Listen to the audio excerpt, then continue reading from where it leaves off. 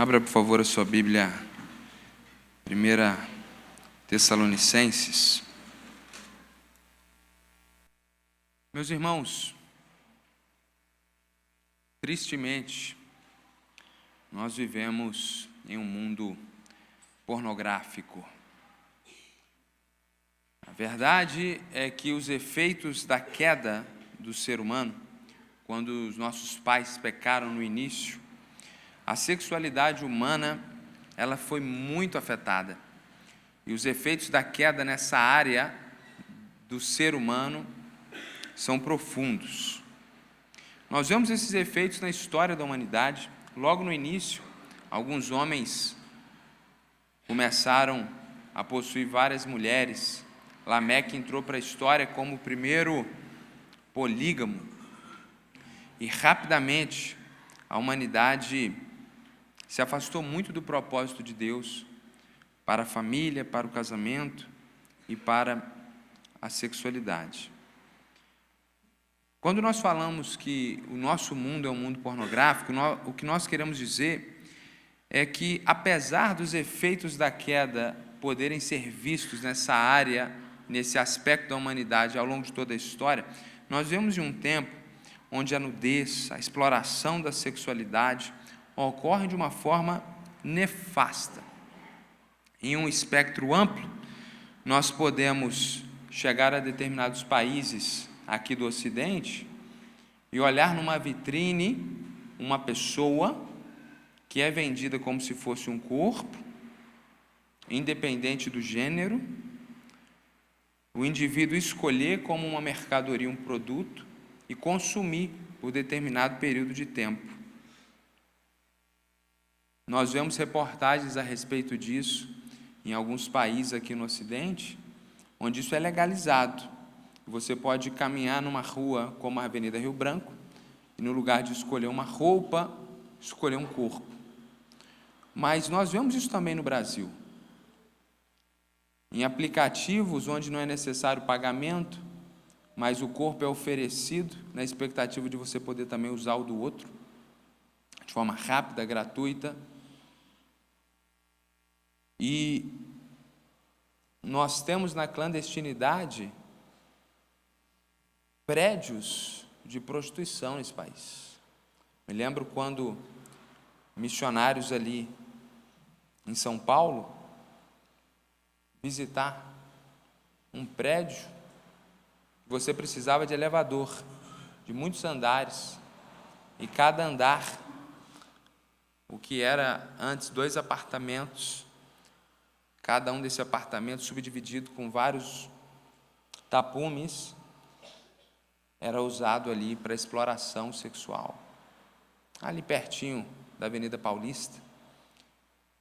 E a pessoa que não sabe do que está acontecendo ali passa, como se fosse um prédio comum. E quando você entra, você já é recebido por pessoas nuas. Algo inimaginável, algo de filme, algo que o cristão muitas vezes não está acostumado. Mas como eu disse, esse espectro é muito amplo. Então nós temos esses fatos que nos chocam. Nós temos a indústria da pornografia, que fatura bilhões de dólares anualmente, com produção de conteúdo de múltiplas formas. Mas nós temos também uma pornografia branca, que é uma pornografia branda, que está contida na publicidade do outdoor, onde a pessoa quer vender um serviço odontológico e faz exploração de conteúdo sexual, onde a pessoa quer vender uma roupa, mas explora o corpo de outra. E a gente é instruído e levado a consumir produtos ordinários da vida comum, mas manipulados por gatilhos relacionados à nossa sexualidade. Na indústria cinematográfica, então, é desesperador. Nós assistimos um filme sobre o criador da bomba atômica e, sem necessidade alguma, você tem cenas explícitas e agressivas, sem nenhuma necessidade. O que inviabiliza um cristão assistir qualquer filme nos dias de hoje sem atenção. Porque a qualquer momento, se você está em casa, você precisa estar com o controle na mão e avançar. E se você está no cinema, você precisa baixar a sua cabeça. Porque esse consumo, a conta-gota, dessa pornografia comum, chamada muitas vezes de arte, vai minando a nossa espiritualidade, vai contaminando a nossa alma, e ninguém comete uma atrocidade nessa área do dia para a noite. Ninguém que vive uma vida santa, amanhã sai para trair o seu cônjuge. É justamente porque Satanás vai nos conduzindo como uma serpente que anda sorrateiramente e vai nos envolvendo sem que a gente perceba, e de repente nós estamos completamente tomados, contaminados pelo seu veneno, e quando caímos nos assustamos, mas tudo foi maquiavelicamente orquestrado. E quando nós falamos desse mundo pornográfico, nós não podemos também deixar de falar sobre toda essa questão ideológica que nós enfrentamos hoje, que avança para além da promiscuidade heterossexual, para além da promiscuidade homossexual, mas redefine a sexualidade em parâmetros nunca vistos enquanto movimento, ideologia civilizacional na história da humanidade. Então a questão hoje ela é tão profunda e tão complexa e tão contrária à vontade de Deus, que os indivíduos não são só motivados aos pecados por um ato de lascívia, como Marquês de Sades fazia, incentivava as pessoas a viverem essa vida de prazer, de luxúria, de lascívia. A questão é muito mais complexa e profunda, porque mexe na questão identitária do indivíduo, a ponto que agora não é mais o Criador, isso não é novidade desde a modernidade, mas enquanto a ciência definia o que era um macho e uma fêmea, isso também foi deixado de lado. E no ápice da idolatria do indivíduo, os homens advogam para si o direito de passar por cima de Deus, da ciência, e definir o que eles são, e definir como eles querem sentir prazer dentro do âmbito da sexualidade. Então o mundo é um mundo pornográfico, terrivelmente caído. Isso tem origem no pecado, lá do início, mas isso é asseverado em nossos dias por causa da cosmovisão prevalecente na nossa sociedade ocidental. Entre muitas perspectivas que corroboram para essa cosmovisão, ou seja, como os homens e mulheres de hoje enxergam a realidade e interpretam toda a vida, uma das filosofias que são ensinadas, que é ensinada às crianças desde pouca idade, tem contribuído muito para essa multiplicação da iniquidade, a saber, o darwinismo, que é muito simples para uma criança cristã dizer: não, eu não vim do macaco, eu creio que Deus criou cada animal conforme a sua espécie. Mas o que está por trás dessa perspectiva é porque ela olha para o ser humano e não vê esse ser humano como Deus o vê, a sua imagem e semelhança. Não olha para o ser humano como outras propostas filosóficas não cristãs olhavam, como um ser racional e digno. O darwinismo colocou o ser humano no lugar de um animal. Nós somos, segundo o darwinismo, mais um animal com um pouco mais de complexidade do que o outro. Então, esse ser humano, ele é ensinado desde sempre que ele é um animal. E assim ele redefine as suas relações com os animais. Não é à toa que nós estamos num mundo de idolatria de animais, é porque nós nos vemos como animais. Então nós tratamos animais como seres humanos, porque nós não somos mais humanos, nós somos mais uma espécie, fruto do acaso. E como todo animal movido por instinto, os seres humanos também se entregam ao seu instinto. Então essa perspectiva contribui muito para o cenário que nós temos hoje. Em outras palavras, uma sociedade que ensina para suas crianças que elas são animais, com um pouco mais de complexidade do que outras espécies, está ensinando para essas crianças que elas devem viver, e a sua ética e moralidade deve ser baseada nos seus instintos, como qualquer outro animal. E aí nós vivemos, então, nesse mundo depravado que nós temos, onde as pessoas são movidas por instinto, contrária à vontade de Deus, porque nós não somos só mais uma espécie na roda da vida do acaso, nós somos imagem e semelhança de Deus, nós somos representantes de Deus nessa terra. A espécie humana é o ápice da criação de Deus, e nós somos chamados para viver como Deus deseja nessa terra, governando toda a criação. Quando olhamos para as estatísticas desse mundo tenebroso, nós ficamos ainda mais assustados. Os índices de adultério, de divórcio, de promiscuidade, de acesso a conteúdo pornográfico é assustador. E no meio disso tudo, no meio dessas trevas densas, o Senhor nos chama à luz, o Senhor nos chama à pureza. Mais do que não toque, não coma do fruto, o Senhor Jesus tem nos libertado da escravidão do pecado, como está lá em João 8. Quem comete pecado é escravo do pecado, mas conhecereis a verdade e ela vos libertará. E se o Filho vos libertar, verdadeiramente sereis livres. Então o Senhor, mais do que dizer não coma, não toque, não faça, o Senhor tem nos libertado das amarras do pecado e tem nos chamado a caminhar em meio a esse mundo terrível, caminhar na sua direção, vivendo uma cultura distinta desse mundo, vivendo a cultura do reino de Deus, vivendo nessa terra uma cultura celestial. Deus nos chama para um estilo de vida de pureza. É muito mais do que não consumir pornografia, é muito mais do que não cometer adultério, é termos uma vida reta, santa e pura. Não pelo esforço próprio, porque quem já lutou contra esses pecados e contra qualquer outro pecado sabe que na força do nosso braço ninguém pode vencer o pecado, mas é contar com a graça de Jesus que nos transforma e com o seu Espírito que nos conduz e nos encoraja e vai nos dando liberdade e nós vamos crescendo em santidade, nesse estilo de vida de pureza.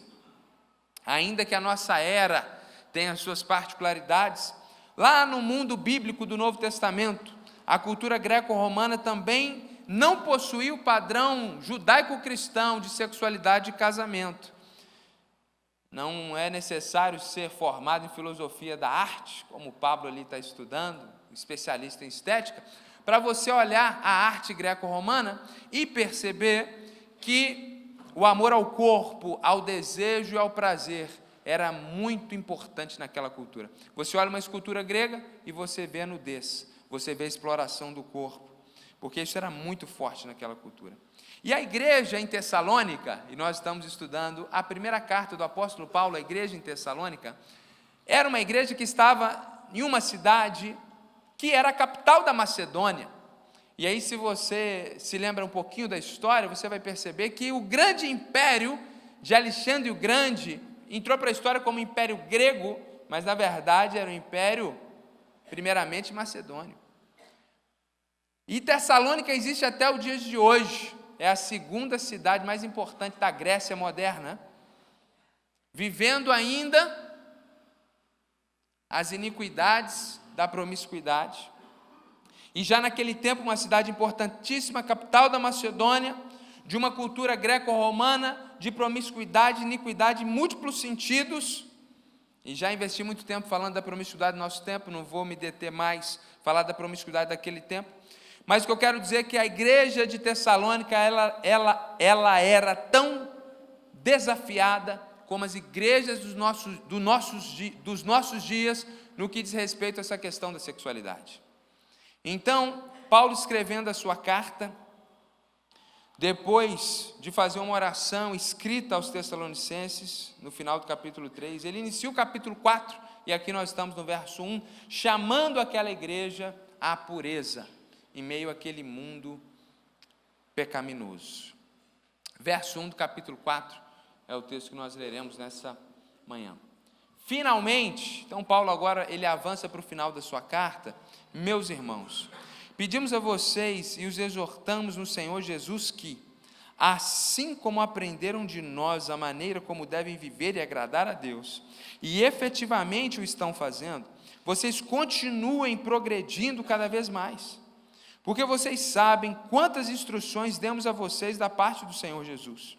Pois a vontade de Deus é a santificação de vocês, que se abstenham da imoralidade sexual, que cada um de vocês saiba controlar o seu próprio corpo em santificação e honra, não com desejos imorais, como os gentios que não conhecem a Deus, e que, nesta matéria, ninguém ofenda nem defraude o seu irmão, porque, contra todas estas coisas, como antes já avisamos e testificamos, o Senhor é o vingador. Pois Deus não nos chamou para a impureza, e sim para a santificação. Portanto, quem rejeita essas coisas não rejeita uma pessoa, mas rejeita a Deus, que também dá o seu Espírito Santo a vocês. O apóstolo Paulo, ele vai trazer um encorajamento àquela igreja no versículo 1. A palavra exortar, lá no grego, pode ser traduzido como exortar, admoestar, encorajar. É uma palavra riquíssima, difícil de ser traduzida, porque tem múltiplos significados. Eu acredito muito que o tom do apóstolo Paulo aqui, no verso 1, não é exortação no sentido de ter uma bronca para dar para vocês. Não é no sentido de admoestação. Não é um sentido de puxão de orelha. Pelo contrário, o texto bíblico diz que eles já aprenderam com Paulo, com os apóstolos, a maneira que devem viver e agradar a Deus, e eles efetivamente estão fazendo. Então ele vai dizer: eu quero que vocês continuem progredindo cada vez mais. De forma que eu acredito que a melhor tradução aqui para exortamos é: olha, para concluir, depois de tudo que eu já ensinei, avançando para o final da carta, eu sei que vocês em Tessalônica são muito provados.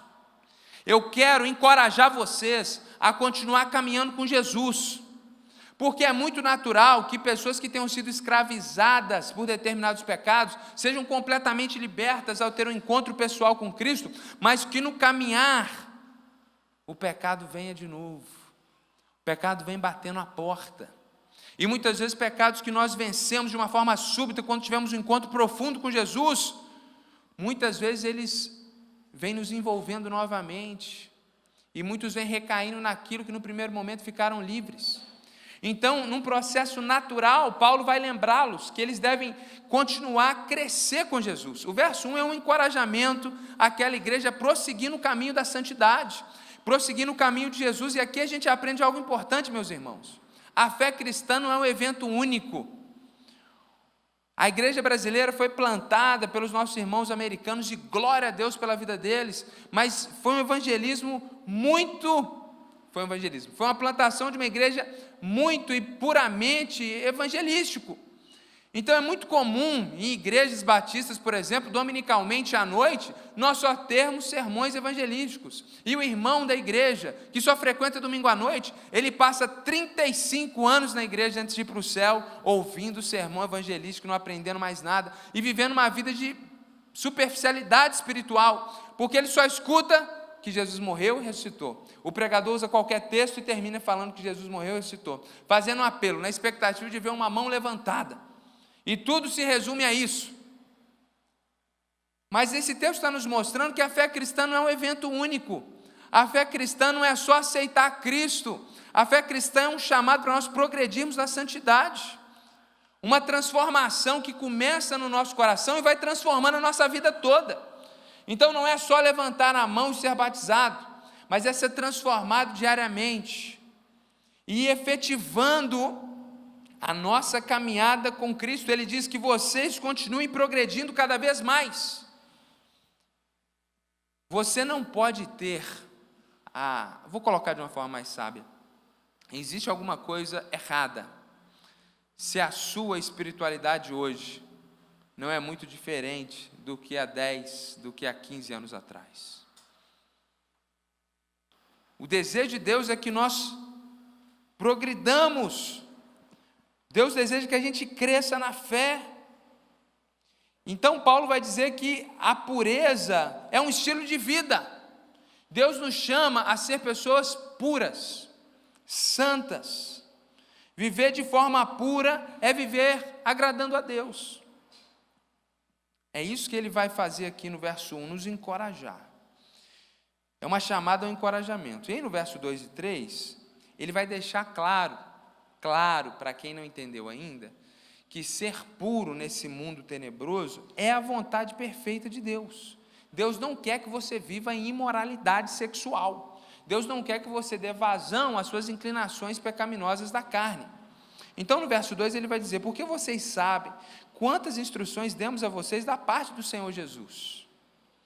Pois a vontade de Deus é a santificação de vocês. Aí ele vai explicar que essa santificação não é uma santificação em todas as áreas, mas ele está falando de uma santificação numa área específica, que se abstenham da imoralidade sexual. Santificação não se resume à pureza sexual. Santificação tem a ver a ser mais parecido com Deus. Hoje aqui na IBD alguém leu 1 Pedro 1,16. Sede santos, pois o Senhor nosso Deus é santo. Uma citação de um texto do Antigo Testamento. Ser santo é ser parecido com Jesus, ser parecido com Deus. Mas vamos preferir a expressão ser parecido com Jesus, porque Jesus foi humano e foi tentado, como nós somos tentados. Então, quanto mais você se parece com Jesus, mais santo você é. Ser santo não tem a ver necessariamente, primariamente, com o estilo da sua roupa ou com o seu vocabulário. Passa pela decência no vestir, pela delicadeza e sabedoria na fala, claro que passa. Mas santidade está para além disso tudo. Santidade tem a ver com quão parecido nós somos com Jesus. Agora, ele vai tratar de um aspecto da santificação aqui, que é a pureza no campo da sexualidade. Então, ele diz aqui, final do verso 3, que se abstenham da imoralidade sexual. Ser santo nessa área é não cometer imoralidade sexual. A palavra aqui no grego é porneia, da onde vem a expressão pornografia. Porneia é uma palavra que diz respeito a toda prática sexual ilícita. Por isso que a Bíblia traduz como imoralidade sexual. E aí eu vou deixar isso de uma forma um pouco mais prática, porque às vezes você ouve imoralidade sexual e não sabe exatamente o que isso significa. Então, isso tem a ver com adultério. Você que é casado, quando você trai o seu cônjuge, seja de forma efetiva, ou com imagens, ou com relacionamentos que não são corretos, ainda que não terminem num leito, isso é imoralidade sexual. Isso tem a ver com qualquer tipo de relacionamento sexual fora do casamento. No passado, a Igreja Batista usava muito uma expressão que era fornicação. Eu lembro na igreja, eu ouvi essa expressão, eu nunca soube o que era isso, demorou muitos anos para eu entender o que era isso. Então, de uma forma prática, significa que a sexualidade humana só pode ser vivida, experimentada dentro do casamento. E qualquer expressão para fora disso é imoralidade sexual. Também está relacionado a casamentos ilícitos. E isso é uma questão muito delicada da teologia bíblica, porque alguns casamentos, eles começam de uma forma completamente equivocada. Mas a partir do momento que os indivíduos estão casados em Cristo Jesus, esses casamentos são abençoados. E o casamento passa a ser legítimo. Mas o ponto é, hoje nós vivemos em um tempo, e eu não vou dizer mais do mundo, porque eu já falei muito dele hoje, mas vamos falar um pouquinho do nosso povo. Um tempo em que pessoas da igreja se divorciam por qualquer motivo. E se casam na maior da cara de pau com qualquer pessoa. É impressionante a incontinência. É impressionante a incapacidade de perseverar 1 metro. É absurdo. E nós temos que lidar com isso. E nós temos duas opções. Ou seremos 3 opções. Uma igreja libertina, que não é uma possibilidade para nós. Ou seremos uma igreja legalista, que é um caminho perigoso, de aceitar somente os santos. Então queremos ser, e essa é a opção que a gente tem tomado, ser uma igreja orientada pela graça de Deus, que ensina a verdade, que condena o pecado, mas tem misericórdia com quem se arrependeu. Mas nós temos que tomar muito cuidado, para que a gente não viva segundo os padrões desse mundo. Toda relação fora da heterossexualidade, não importa se com múltiplos parceiros ou com parceiro único, é inconcebível dentro de uma perspectiva cristã e é também algo que pode ser considerado biblicamente como porneia, imoralidade sexual.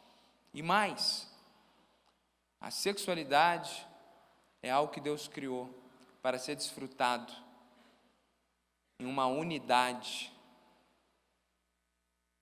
de duas pessoas. Deus diz para o casal: vocês serão uma só carne. Isso é tão sério, é tão profundo, porque não existe na natureza nada mais próximo, nenhum exemplo melhor sobre a trindade, sobre a natureza de Deus do que o casamento. Porque a Bíblia diz que um homem e uma mulher, que são duas pessoas, se tornam no casamento uma só pessoa. E nós cremos em um Deus que é único, mas que subsiste em três pessoas distintas, e que fique claro, sem nenhum tipo de relação ou conotação da sexualidade, porque ele é espírito e não é humano. De forma que essa ideia de que a sexualidade ela pode ser vivida de forma individual também é um equívoco a partir de uma cosmovisão cristã. Ou seja, prazer sexual você só pode ter dentro do casamento. Então não significa somente não dormir com muitas pessoas. Significa que no seu processo de estar só, seja você que vem de um casamento, seja você que está solteiro, o Senhor deseja que você também seja santo. E não busque satisfação pessoal na sexualidade, porque esse não é o plano de Deus para as nossas vidas. Muitas pessoas têm sido escravizadas, muitas pessoas têm sido poluídas, justamente por comungarem com essas questões. Depois de deixar muito claro, então, que a imoralidade sexual é contra a vontade de Deus, aqui no verso 2 e no verso 3, o verso 3 diz: a vontade de Deus é a santificação de vocês. O que ele vai fazer então no verso 4 e no verso 5? No verso 6, ele vai trabalhar isso de uma forma muito prática.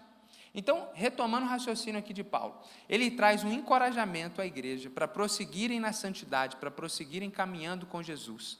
No tocante e no que diz respeito também à sua sexualidade, para que a fé deles não seja uma fé só dominical, só de adoração domingo, e que as pessoas saiam daqui e à tarde estejam se profanando o templo de Deus, que é o nosso corpo, porque o Espírito de Deus habita em nós. Ele quer que essa fé seja uma fé efetiva, ele nos encoraja a caminhar num caminho de santidade, e aí ele vai deixar claro que ele está falando da santidade no campo da sexualidade, e ele vai dizer o seguinte: Deus deseja que vocês tenham uma vida pura. E se não está claro que é imoralidade sexual, como eu tive que explicar aqui a palavra bíblica, ele vai deixar claro com exemplos o que isso significa. Então no verso 4 e no verso 5 ele diz que cada um de vocês saiba controlar o seu próprio corpo em santificação e honra. Outra coisa muito interessante aqui, se esse texto fosse traduzido literalmente, a palavra no lugar de corpo aqui seria vaso. A palavra que está aqui, lá no original, não é a palavra corpo, é a palavra vaso. Por quê? Porque na cultura greco-romana e também alguns círculos judaicos do primeiro século, eles usavam a palavra vaso como sinônimo de corpo. Doideira, né? Nada a ver com a nossa cultura. Por quê? Porque desde que Platão veio ao mundo, 4 séculos antes dessa história, Platão teorizou algo a respeito da vida humana que era como o darwinismo de hoje. Só cristão que não acreditava. Todo mundo acreditava no que Platão tinha dito. Ele dizia o seguinte: o ser humano é um ser imaterial, o ser humano é uma alma, e o corpo é um recipiente, é um vaso, que não presta para nada. Então, na ética platônica, e isso influencia toda a cultura greco-romana, você pode usar o seu corpo para o prazer que você quiser, porque o que importa é a sua alma. Então, o corpo era visto como um vaso, como um recipiente que existe e depois quebra e não existe mais. Então, ficou comum essa expressão. As pessoas muitas vezes falavam do corpo usando a palavra própria e muitas vezes usavam a palavra vaso. E aí tem um outro detalhe importante aqui, que dentro da cultura judaica também, muitas vezes, essa palavra vaso era usada em relação ao cônjuge. naquela cultura mais patriarcal, e muitas vezes até erroneamente, porque o patriarcalismo, no sentido bíblico, ele é correto, mas muitas vezes existem coisas equivocadas e pecaminosas ali. O homem chamava sua esposa de vaso, usando essa ideia de um recipiente, com essa ideia de que a mulher seria o recipiente para a procriação da sua geração e da vida. Então, esse texto, quando ele diz assim, que cada um de vocês saiba controlar o seu próprio corpo em santificação e honra, ele é muito profundo, a gente não pode passar batido. O que ele está dizendo é, você precisa olhar para o seu próprio corpo, para o seu próprio vaso, ou olhar para o corpo do seu cônjuge e tratá-lo com santificação e honra. Santificação é ser semelhante a Jesus, ou seja, você tem que tratar o seu corpo como Jesus tratava o corpo dele. E se Jesus fosse casado, como que ele trataria a sua esposa? É assim que nós temos santificação no nosso corpo. E aí ele usa uma outra palavra aqui, que é a palavra honra, santificação e honra. E honra também é uma palavra muito desgastada, que é difícil de definir, mas se a gente vai um pouquinho mais no etimológico, honra tem a ver, em muitos aspectos mercantis, com aquilo que eu preciso pagar e que é devido. Então, quando ele diz que você tem que tratar o seu corpo e o corpo do seu cônjuge de forma honrosa, ele está falando naquilo que é devido. Isso reafirma aquilo que a palavra imoralidade sexual já continha, que é a ideia de que dentro da perspectiva de Deus, a autossatisfação no campo da sexualidade é pecaminoso. E isso também nos ensina que dentro do matrimônio não pode ter abuso, violência no campo daquele lugar da intimidade. Então sempre precisa haver concessão do outro na sua busca de satisfação própria. Em outras palavras, e traduzindo para a linguagem de hoje, nós não podemos ser movidos por instintos. Casado, viúvo, solteiro, divorciado, tendo tido experiências fora do casamento ou sendo virgem, não interessa, você não é bicho, você não é cachorro, você não é animal, você é imagem e semelhança de Deus, você não pode ser conduzido pelos seus instintos. É isso que Paulo está nos ensinando aqui. E aí no verso 6 ele diz, e que nesta matéria ninguém ofenda e defraude o seu irmão. O que isso significa? Que ter santificação nessa área é eu cuidar do meu corpo, isso tem a ver eu comigo mesmo e eu com meu cônjuge. E tem a ver com como eu lido com as pessoas ao meu redor. Nas minhas relações, eu preciso ser uma pessoa santa. E aí ele vai dizer uma palavra aqui duríssima, que ninguém ofenda ou defraude o seu irmão. Por quê? Infelizmente, já naquela época, e hoje também no tempo que vivemos, muitas vezes, num ambiente de fraternidade cristã, e o irmão Marlon pregou muito bem sobre esse amor fraternal, no lugar daquele amor carinhoso e respeitoso uns pelos outros, o que nós temos é justamente o uso indevido dessas relações que se iniciam respeitosas, sinceras e até idealísticas, e nessa confusão existe muita imoralidade sexual no arraial dos santos. E ele diz, não, meus irmãos, que ninguém ofenda ou defraude o seu irmão.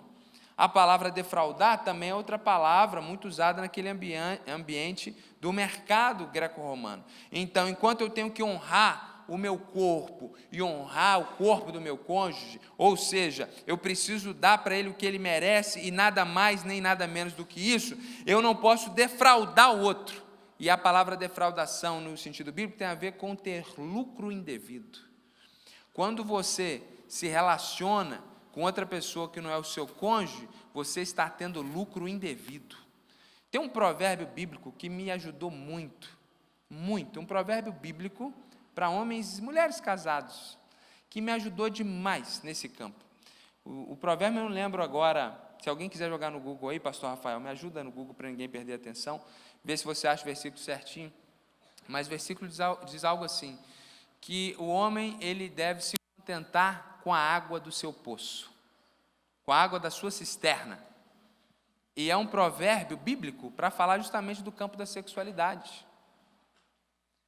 Nós não podemos ter lucro indevido, tentar ter vantagens ou benefícios numa relação que não é uma relação matrimonial. Então, o único lugar que eu posso ter contentamento e alegria na sexualidade é dentro do meu casamento. Eu não posso ter com nenhuma outra pessoa, não importa a condição dessa pessoa, importa a sua condição, um relacionamento onde você vai ter satisfação e prazer nessa área. Isso é lucro indevido. E eu não estou falando só para o casado, o solteiro também. Quando você se relaciona com alguém, se deita com uma pessoa que não é o seu cônjuge, isso é um lucro indevido. Nas relações mercadológicas espirituais, dentro dessa metáfora, quando Deus trabalha com essa metáfora, o que Ele está dizendo é o seguinte: Deus não te autoriza ter lucro nessa área, a não ser com o seu cônjuge. De forma que você não pode, com a amiga do trabalho, com o coleguinha, com uma pessoa do aplicativo. E isso não tem a ver só com a cópula carnal, mas isso começa com essa ética do se descubra, ensinada a juniores e adolescentes nesse mundo nefasto e tenebroso. Então você adolescente, jovem, você aí menininha, menininho aí, junior, Deus quer que você beije na boca uma pessoa que você está pensando que vai ser seu esposo, sua esposa, é dar beijinho, selinho, pegar na mão, e que passar disso provém do maligno. Porque ninguém vira promíscuo com mãozinha dada e selinho na boca, como ninguém vira alcoólatra bebendo água. Então não pense você que você vai se descobrir beijando, e depois você não vai terminar sua vida completamente escravizado nessas áreas.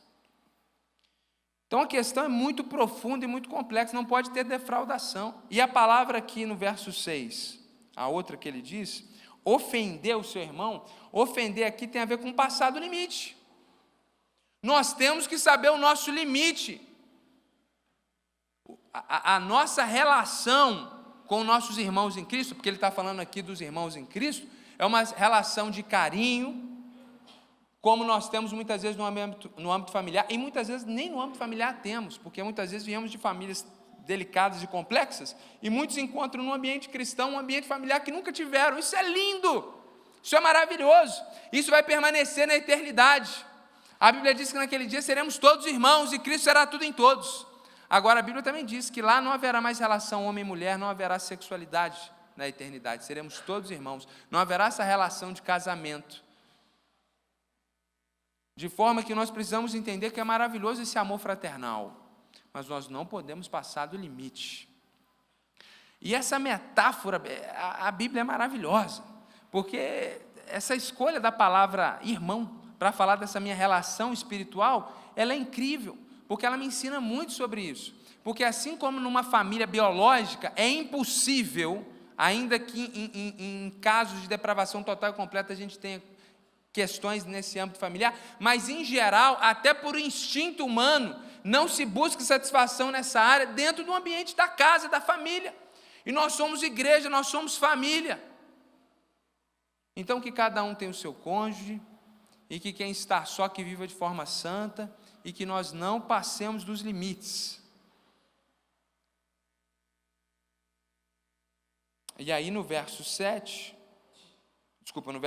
na segunda parte, ele diz, por quê? Contra todas essas coisas, que coisas? A imoralidade sexual e essas loucuras que existem por aí.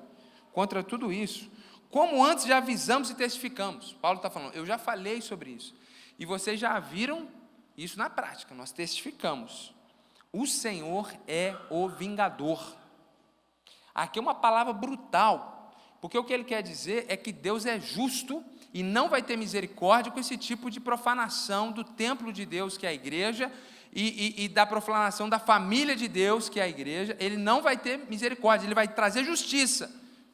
Você vai ser disciplinado por Deus. Só que ele nem usa a expressão justiça, ele usa a palavra vingança. Não porque Deus vai se vingar de uma forma negativa, pecaminosa, porque a gente aprendeu aqui hoje na EBD que Deus não é mau, Deus não perde o controle, mas no sentido de que Deus vai retribuir ao pecado com justiça. Se você é filho de Deus, para que você seja disciplinado e se arrependa. E se você não é filho de Deus, para que você seja destruído por causa do mal que você faz à igreja de Deus. Então, ele termina com uma expressão pesadíssima. É até constrangedor a gente pensar que Deus é vingador. Mas é para mostrar a seriedade desse assunto. Isso é muito sério. Isso é muito delicado, isso é muito complexo. 1 Coríntios nos fala que aquela igreja de Corinto era uma igreja com muitos problemas nessa área. E essas pessoas que tinham problemas nessa área estavam vendo como se nada tivesse acontecendo, inclusive dominicalmente participando da ceia do Senhor. A Bíblia diz em 1 Coríntios que essa palavra que a gente vê aqui como uma possibilidade, a gente vê em Coríntios como uma forma efetiva. A Bíblia diz que tinha na igreja gente doente, enferma, com doenças múltiplas.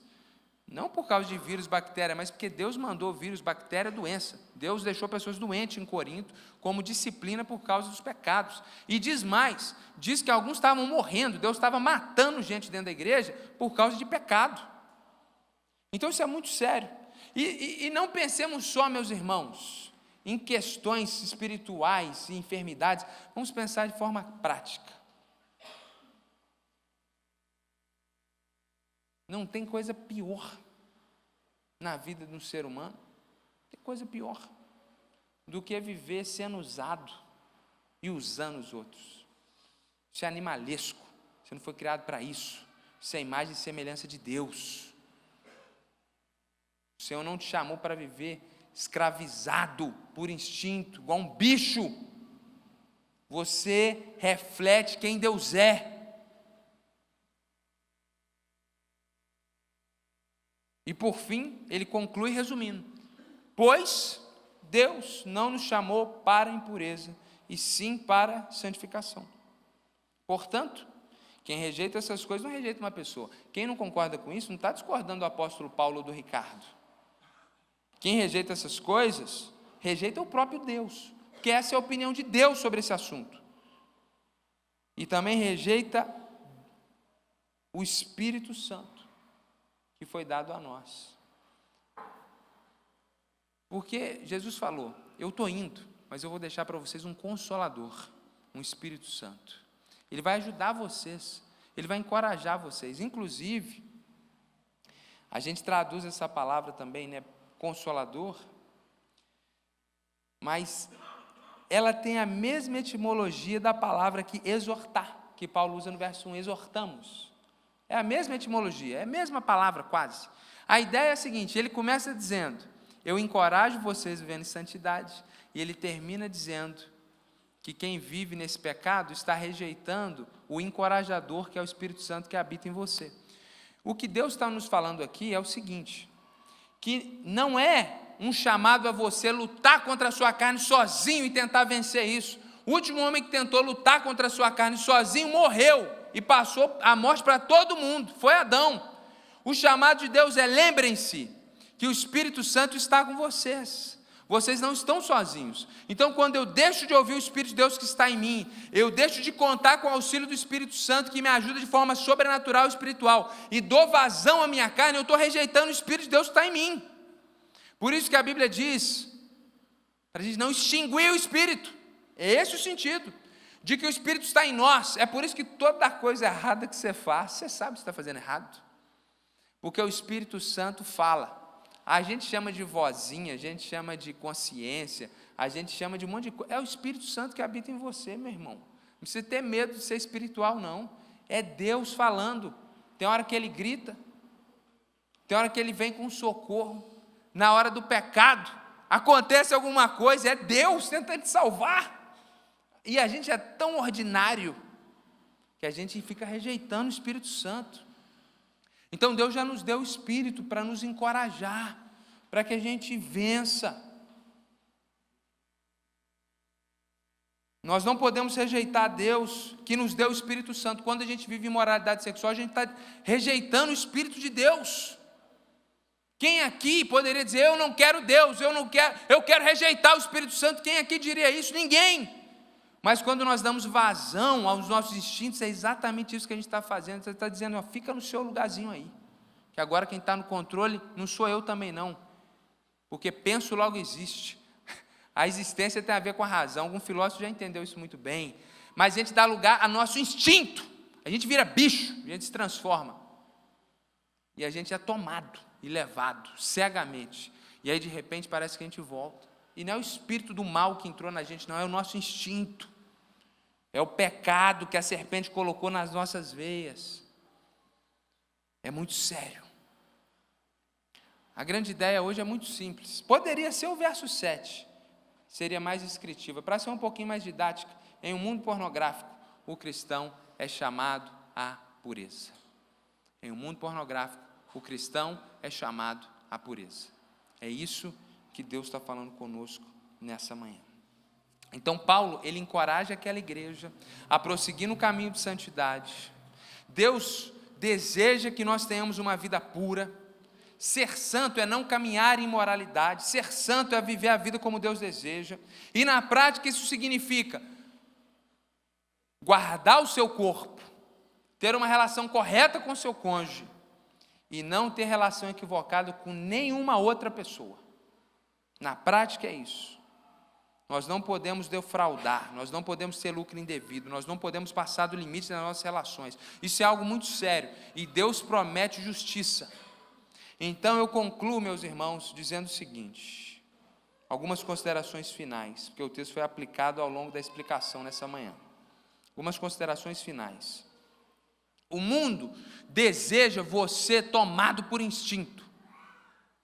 O mundo te classifica como um macaco, um pouquinho mais evoluído, nessa treva desse darwinismo evolucionista que não tem justificativa matemática e é uma imbecilidade total e completa. Porque tudo que existe nesse mundo, para existir, tem que ser organizado e pensado. Você pensa que a gente tem 1 trilhão de células, com essa complexidade imensa. Pensar que se a Lua tivesse um pouquinho mais de quilômetros de distância da Terra, o mar ia inundar todo o planeta, desinundar todo dia. A vida humana é de uma complexidade que matematicamente é impossível. Para o mundo ter essa complexidade que existe. Essa teoria da evolução precisava o mundo tinha que existir há quadrilhões de anos, porque em bilhões de anos, matematicamente, isso é impossível. E tudo que existe, existe porque foi criado por alguém, porque foi pensado por alguém. E aí as pessoas acreditam nessa questão religiosa. Isso é religioso. Isso não é nem empírico, nem provado. Isso é religioso. Eles optaram por essa religião que desclassifica o homem, coloca ele equiparado a um animal, faz com que os homens amem mais animais do que seres humanos e se comportem como animal. E tudo isso é lenha na fogueira, a fogueira do diabo plantada no nosso interior quando a gente comeu do fruto junto com o nosso pai Adão. Então, meus irmãos, o mundo deseja que a gente viva no instinto, mas Deus nos lembra, nos encoraja nessa manhã, que Ele tem um caminho diferente para nós. Nós não somos bichos, nós não somos levados por instinto, nós somos imagem e semelhança de Deus. Nós já fomos escravizados pelo pecado, mas agora nós temos vida e vida em abundância. E muitas vezes recorremos ao instinto porque estamos angustiados, estamos necessitados de prazer, porque estamos viciados em prazer. E aí nessa busca a gente quer sentir prazer de toda forma. A gente não consegue na comida, a gente não consegue numa imagem, numa série, e a gente vai para esse campo mais primitivo. Inclusive é nessa área do cérebro que está tudo junto. Comer, beber, necessidades básicas e fundamentais, defecar, sexo, está tudo no mesmo campo aqui. É necessidade primitiva. E nessa busca por prazer, a gente passa por cima de Deus, da teologia, a gente deixa o instinto tomar. Mas aí é muito legal a gente lembrar que o Espírito Santo está em nós. E Ele pode ser a fonte dessa alegria. É por isso que a Bíblia diz assim, ó, o reino de Deus não é comida nem bebida. O reino de Deus não é ter satisfação em comer picanha. O reino de Deus não é satisfação em fazer sexo. O reino de Deus não é ter satisfação porque eu sou aceito dentro de um casamento. O reino de Deus é justiça. É ser perdoado pela justificação do sangue de Jesus. É justiça e é paz que excede todo entendimento. E é alegria no Espírito Santo. É muito difícil lutar contra esses pecados quando você está com a sua alma cheia de angústia. Mas quando você está cheio da glória de Deus, quando você está cheio da graça, quando você está cheio do Espírito Santo, meu irmão, você olha para aquele prato de lentilha, de jeito nenhum que eu abro mão da posição que eu tenho como filho de Deus. Então, o segredo não é lutar frente a frente com o pecado. Por isso que Paulo disse lá aos Gálatas: andeis no Espírito, e vocês não vão satisfazer as vontades da carne. E a gente interpreta mal aquele texto achando que eu tenho que andar no Espírito e lutar contra as vontades da carne. Não é isso. O texto está dizendo quando eu ando no Espírito, eu não satisfaço os instintos da carne que estão em mim, porque eu estou cheio de Deus. E aí Paulo diz: a vida que agora vivo, não vivo mais para mim, mas vivo-a no Filho de Deus. Já estou crucificado com Cristo, agora vivo não mais eu, meus instintos. Não é a anulação da minha identidade, é a anulação dos meus instintos. Cristo vive em mim agora. Então, meus irmãos, o segredo da vitória não é a luta de frente. O segredo da vitória é joelho, é Deus, é você estar cheio do Espírito Santo. E aí você não vai ter mais prazer nessas coisas. E a boa notícia é essa.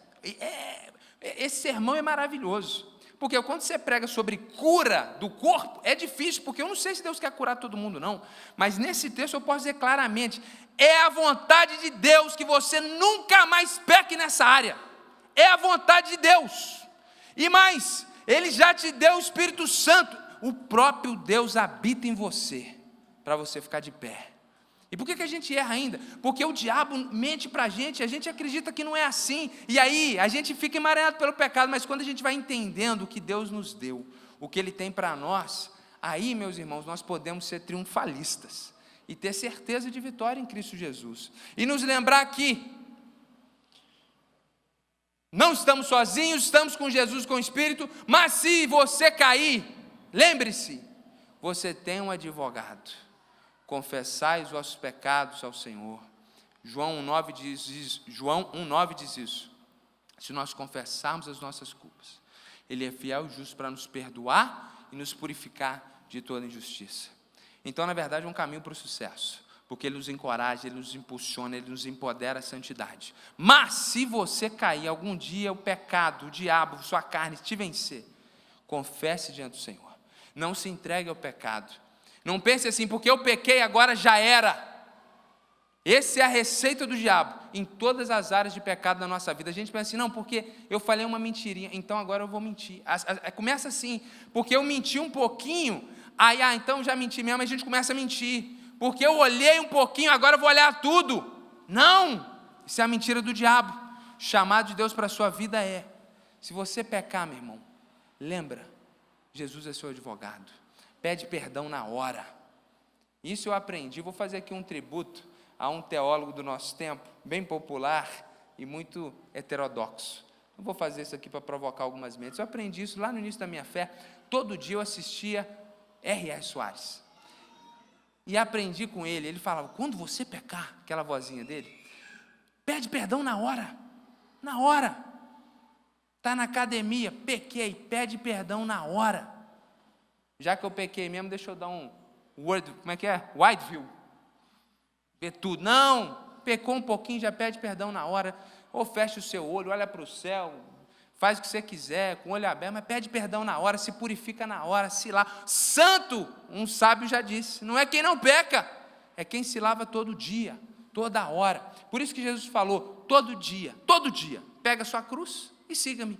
A nossa luta é diária. Você não vai sair daqui blindado e nunca mais você vai pecar. Você vai sair daqui encorajado, empoderado e com essa certeza de que a misericórdia do Senhor se renova sobre a sua vida toda manhã. Diante dessa certeza que há esperança de liberdade em Cristo Jesus todo dia, você vai vencer.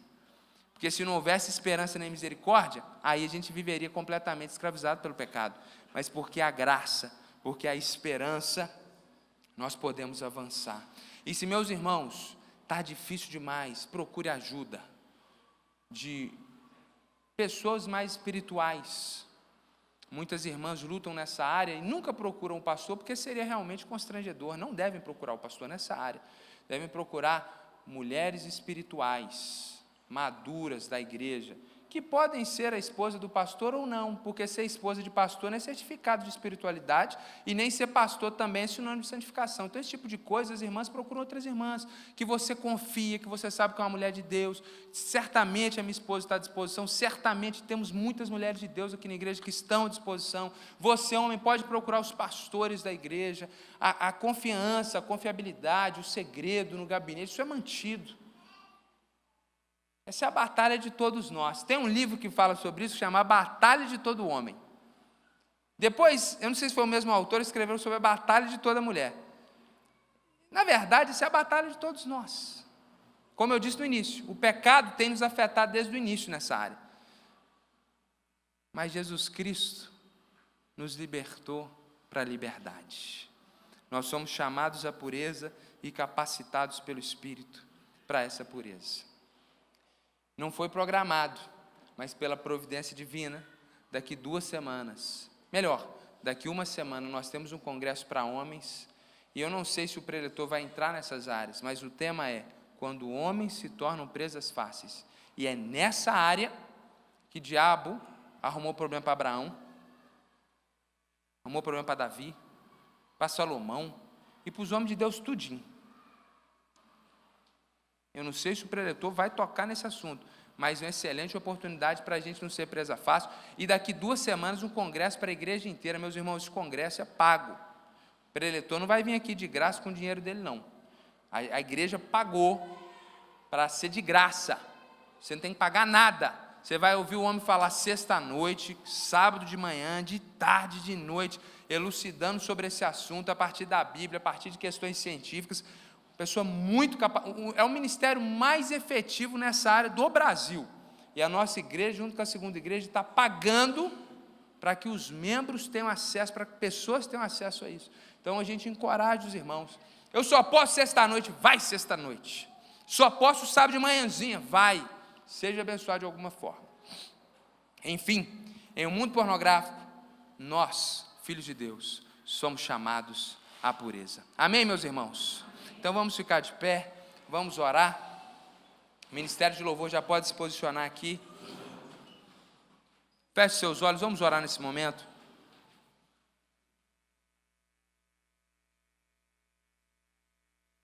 Senhor Deus, esse é o texto, esse é aquele tipo de texto, que todos nós ficamos como numa berlinda, nesse mundo tão tenebroso, e diante de tantas tentações que temos passado. Esse texto nos confronta, esse texto nos encoraja. E eu quero orar primeiro, Deus, por aquela pessoa que ouviu essa palavra essa manhã, está envergonhada, está se sentindo culpada, sentiu que os seus pecados estão expostos, está até achando que o pastor sabe de alguma coisa. Deus, que essa pessoa, mais do que assustada, ela possa saber que o Senhor a ama, que o Senhor Jesus morreu justamente por esse pecado, e que apesar desse pecado, o Senhor está chamando ela para uma vida de liberdade, de pureza. Que ela possa confessar esse pecado agora e crer que efetivamente, quando há confissão de pecado, o Senhor não se lembra mais das nossas transgressões. Que haja perdão aqui nessa manhã, Senhor. Que homens e mulheres tomem uma decisão aqui nessa manhã, de serem fiéis aos seus cônjuges, Senhor. Porque nenhuma justificativa é justificativa ou explicação para abandonarmos aquilo que o Senhor tem para nós. Não podemos, Pai, muitas vezes lidar e controlar aquilo que recebemos, mas podemos, no poder do Teu Espírito Santo, resolver como vamos reagir a essas questões. Deus, santifica os casamentos da Tua igreja, traz alegria aos matrimônios, que o leito seja sem mácula. Deus, que os viúvos, que os solteiros, que os divorciados vivam em vidas santas e retas diante do Senhor.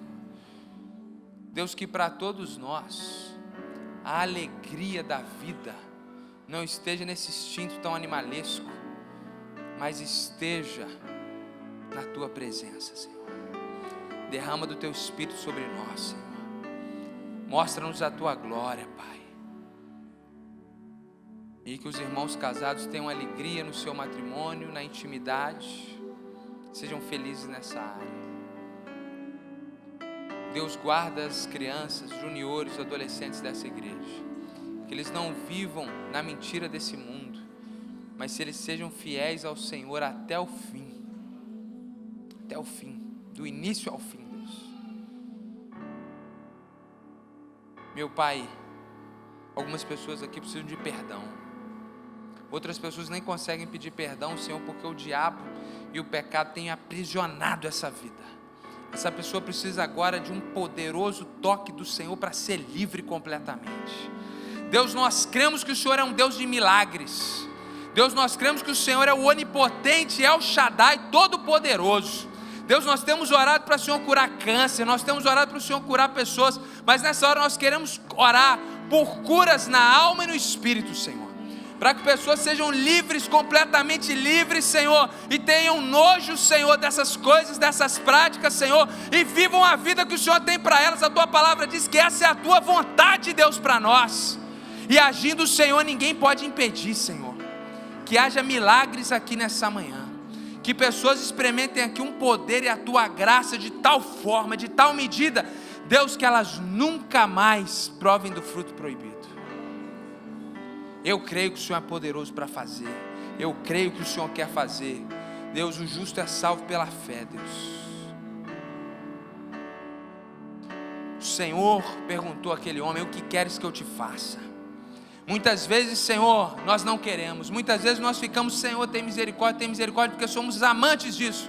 Mas nessa manhã, Senhor, que essa pessoa possa tomar firme decisão e rogar pelo milagre e pela cura hoje. Muitas vezes o Senhor cura no processo, mas o Senhor também é Deus que cura no ato e no milagre. É isso que eu estou te pedindo nessa manhã. Tem misericórdia de nós, Senhor. Tem misericórdia do Teu povo, Senhor. Nós somos Teus representantes nessa terra. O Teu nome tem que ser santificado em nós. As pessoas desse mundo têm que ver quem é Jesus olhando para as nossas vidas. E muito obrigado, porque nós não estamos sozinhos nessa batalha, mas nós temos o Teu Espírito Santo. E que Ele seja derramado de glória em glória, de fé em fé.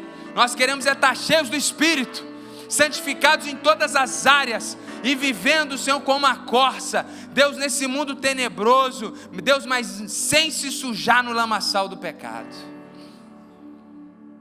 Deus, que haja restauração nessa manhã, que haja cura nessa manhã, que pessoas possam se perdoar uns aos outros nessa manhã. Deus, em nome de Jesus, completa a Tua obra, faz a Tua obra, para que nós possamos viver a Tua vontade.